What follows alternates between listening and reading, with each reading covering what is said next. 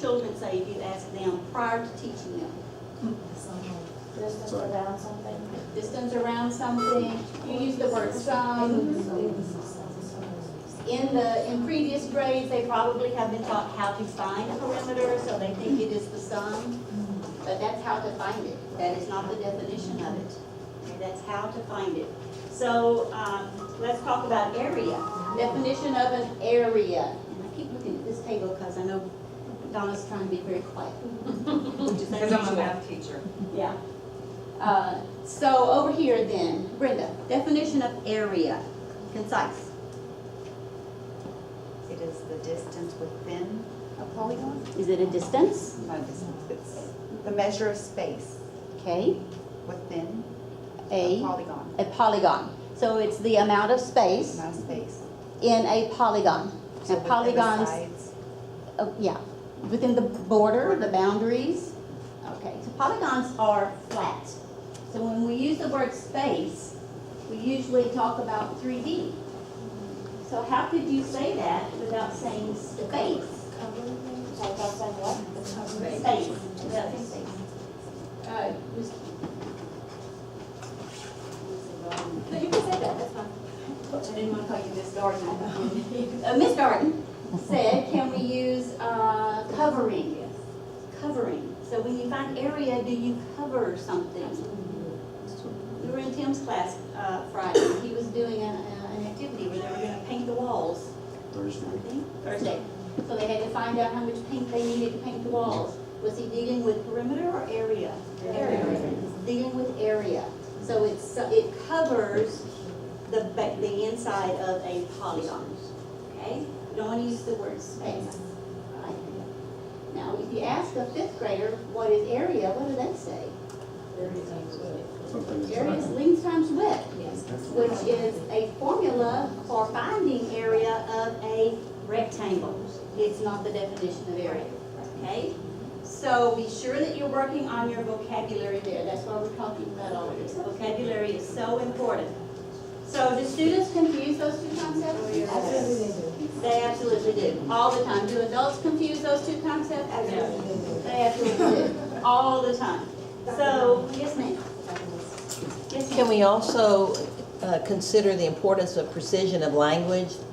For example, a while ago, an angle was named right, but it was not right angle. So the importance of having students use precise language as well as the teachers using precise language.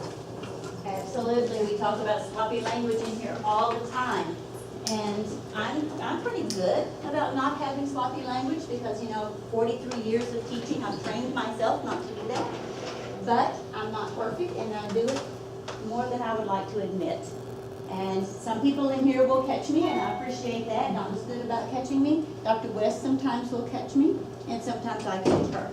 Okay, so if I am sloppy at any time, tell me so that I can clarify. That is so important. And train your students to watch you and make sure your language is not sloppy. One of the key reasons your language is sloppy is through the use of pronouns. Through the use of pronouns. So if I ask what area is, I would not want to say, what is it? I would want to say, what is area? So try not to use those pronouns, okay?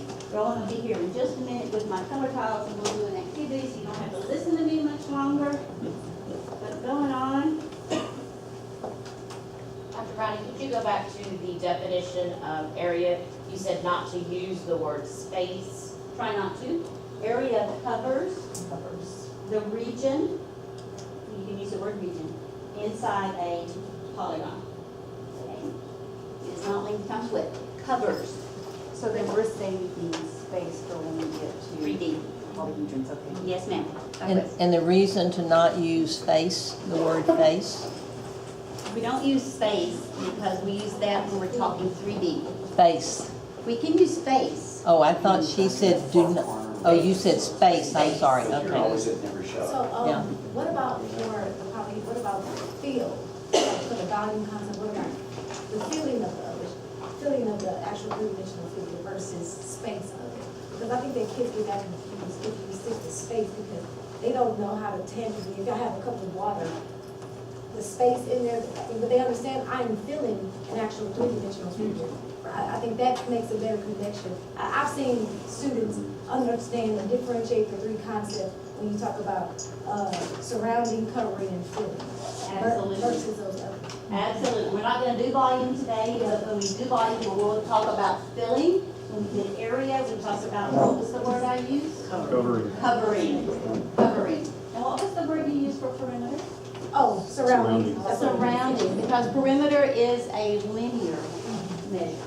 It's a linear measure. So I like the word surrounding, thank you. That was from Connected Mathematics, Yep. we used to use some of those, so they. That's a good word. That's a good word. So what you're going to need, as soon as I get my color tiles, is a chart paper. So go ahead and come up here and get a piece of chart paper, one person per table.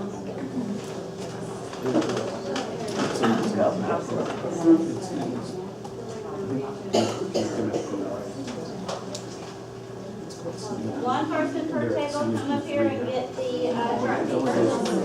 One paper. Oh, I got it. It goes up to 8th grade and you can like it's called something. It's a problem that you buy.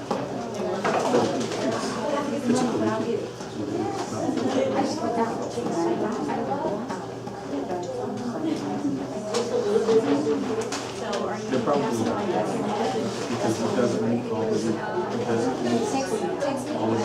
tell me how much I spent. You need 4 sets?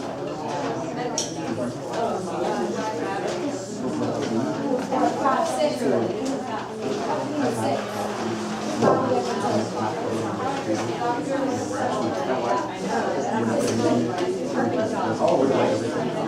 What it doesn't do,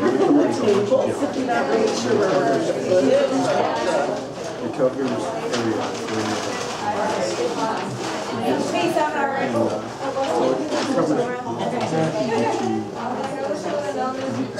This would be a great time to go to the ladies or men's room while we're waiting, so if you need to go now.